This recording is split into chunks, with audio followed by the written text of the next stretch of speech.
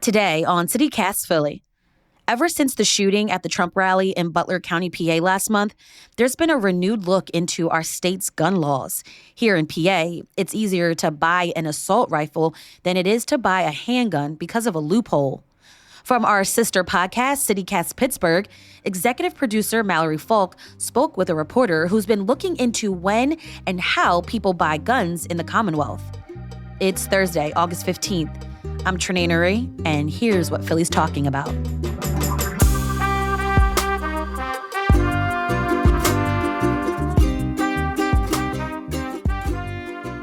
I'm with Vinuri Soriworthana, a health reporter at Public Source. Welcome to CityCast.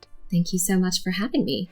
Okay, Vinuri, let's start very basic here. Right now, if you want to buy a gun in Pennsylvania, what does that process actually look like? So you have to be 21 to buy a handgun in Pennsylvania. That could be any short-barreled gun like a pistol or a revolver.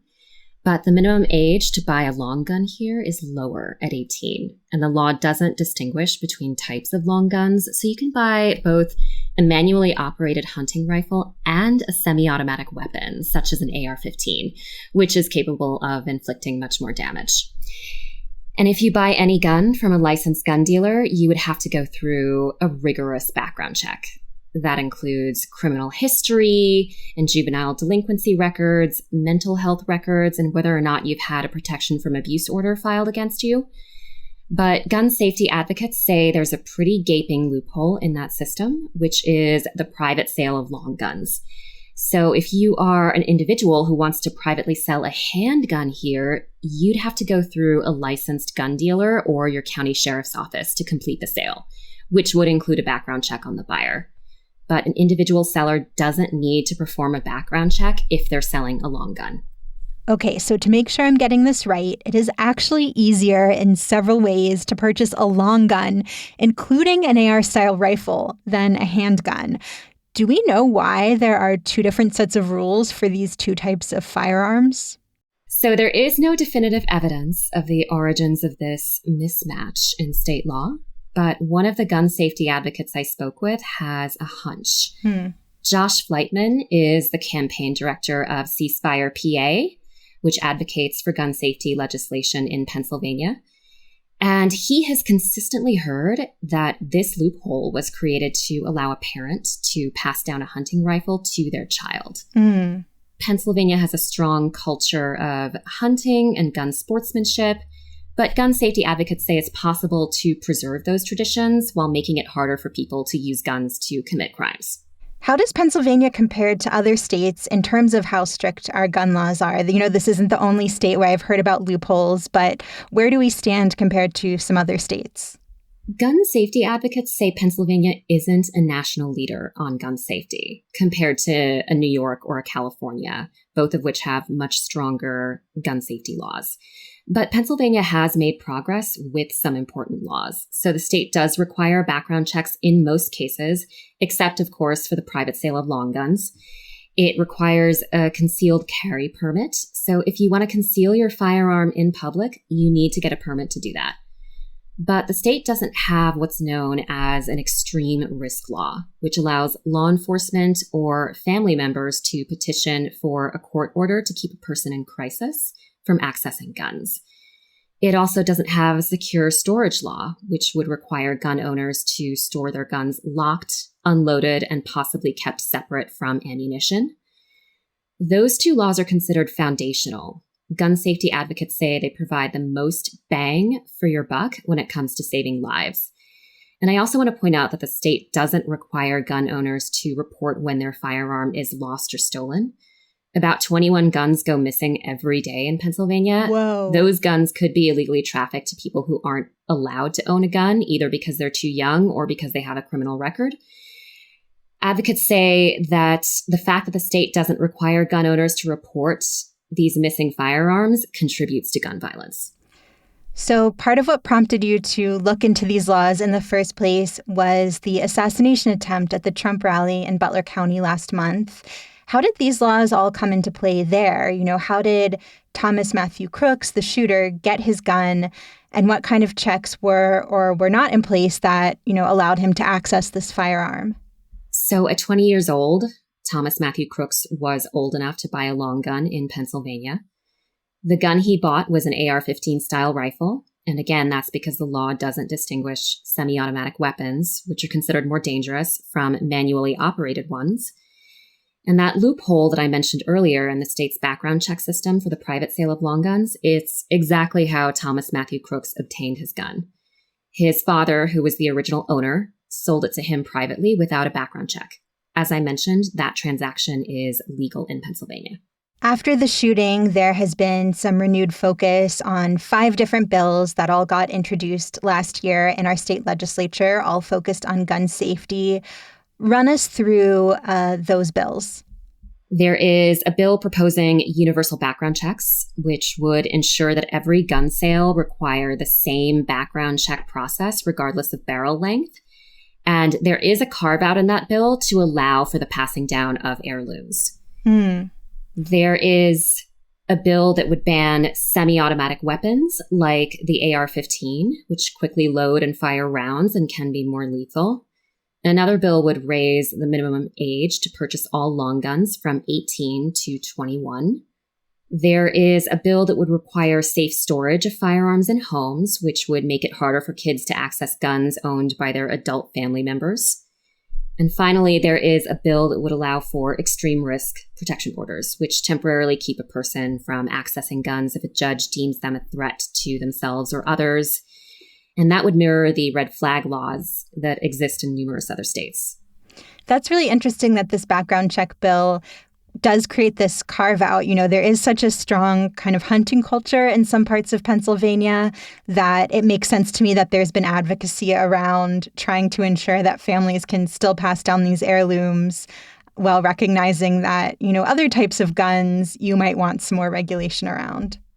That's right. So advocates say that it is possible to preserve those traditions while also keeping guns out of the hands of a high-risk person. So this is one example of that. They included the carve-out in this universal background check bill to preserve those traditions and to appease Second Amendment advocates who don't want gun safety legislation to trample all over Second Amendment rights.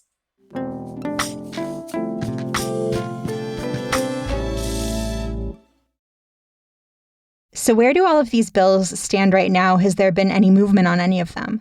So 2 of those bills, the bill for universal background checks and the bill for extreme risk protection orders, were passed with broad bipartisan support in the House, which is controlled by Democrats. However, they haven't moved in the Republican-led Senate. Senate Judiciary Chair Lisa Baker, a Republican representing Luzerne County, has said she has no plans to advance the bills, but she said she would consider other proposals that are constitutional, enforceable, and practical. And other legislators say existing criminal charges like reckless endangerment are enough to address negligent gun owners. I asked gun safety advocates if any lawmakers have changed their positions since the assassination attempt, and they told me they have not heard from any lawmakers who've had a change of heart.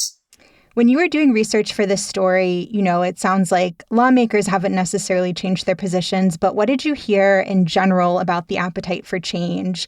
I know you talked to gun rights advocates, gun safety advocates. What did you hear from them about, you know, whether there is a desire for these kind of changes to become law?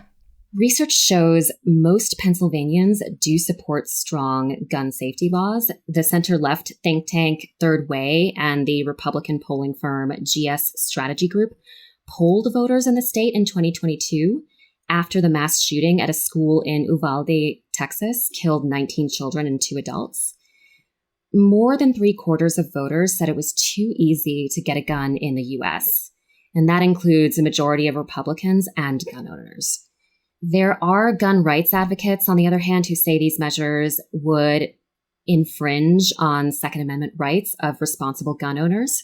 I spoke with Jim Stoker, who is the president of the Firearm Owners Against Crime Institute, which advocates for safe and legal gun ownership. He's a very vocal Second Amendment rights voice in the region. He doesn't believe the proposed bills would keep people safer. Rather, he believes policymakers need to shore up the mental health care system to prevent mass shootings and other types of gun violence. But gun safety advocates point to the fact that people with chronic mental illness are more likely to be victims of crimes rather than perpetrators of crimes. They say it's important not to stigmatize people with mental illnesses as potential mass shooters. Josh Fleitman of Ceasefire PA said that mass shootings and firearm suicides tend to be triggered by an acute mental health crisis, not a diagnosed chronic mental illness. Those kinds of crises could be triggered by things like a breakup or an eviction. And he said that having access to a gun during those moments is the risk factor for gun violence. So it stands to reason that if some of these proposed bills had become law, I'm thinking specifically about banning semi-automatic weapons or raising the age to buy a long gun, the shooting at the Trump rally might potentially have been prevented. At least Crooks wouldn't have been able to obtain his gun legally. But what about some of these other bills? Could any of them have had an impact on this specific situation? It's impossible to know if any of the other proposals would have thwarted Crooks. He was unknown to the FBI, so he may have been able to pass a background check, at least the criminal record portion of the background check. Now, he did search for the term major depressive disorder online, but again, we don't know if he sought treatment or had any kind of clinical diagnosis. So it's unclear if these laws would have made a difference in his case. Barring movement on some of these proposals by the state, cities like Pittsburgh and Philly have tried to create their own gun safety measures. I know Philly banned bump stocks earlier this year, the devices that make automatic weapons fire even faster, but that's getting challenged in court. Pittsburgh City Council passed a bunch of ordinances, including a ban on assault weapons after the synagogue shooting back in 2018, but then a judge struck down those gun control measures. What, if any, role can local governments play when it comes to strengthening our gun laws? Or do they not really have any power to enact their own safety measures? So preemption is the use of state law to nullify a municipal ordinance. The statewide preemption law is very broad and strong, and it does prevent all types of local gun safety ordinances that may be more robust than state gun safety laws. But there is an exception. A Commonwealth Court decision gave Philadelphia and other cities in the state the right to enact ordinances to restrict ghost guns. A ghost gun is a kind of do-it-yourself firearm made from building blocks that are easier to get. Unlike guns made by a federally licensed manufacturer, they don't have serial numbers and are very difficult to trace. Gun safety advocates have called them the fastest growing gun safety problem in this country. That Commonwealth Court ruling might be challenged. It might go to the state Supreme Court, but as of right now, there is no injunction in place.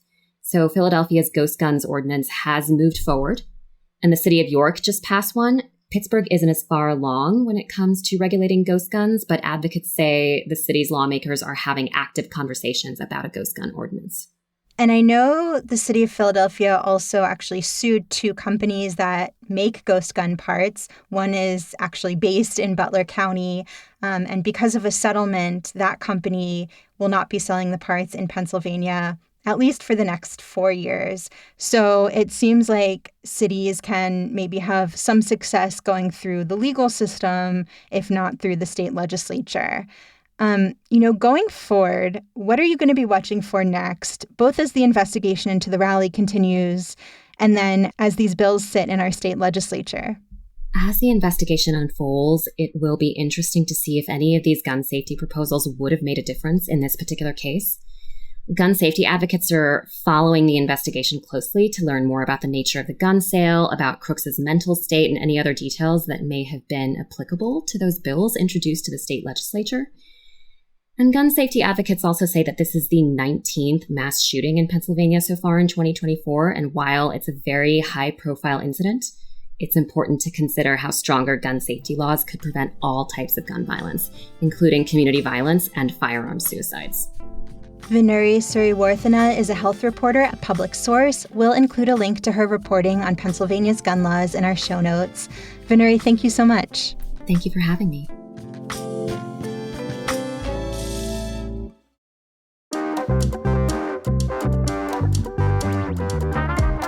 That's all for today here on CityCast Philly. Let us know what you think of this episode. Rate the show, leave us a review, and hit that subscribe button. Be sure to sign up for our morning newsletter, Hey Philly, to learn more about what else Philly's talking about. We'll be back tomorrow morning with the Friday News Roundup. Bye.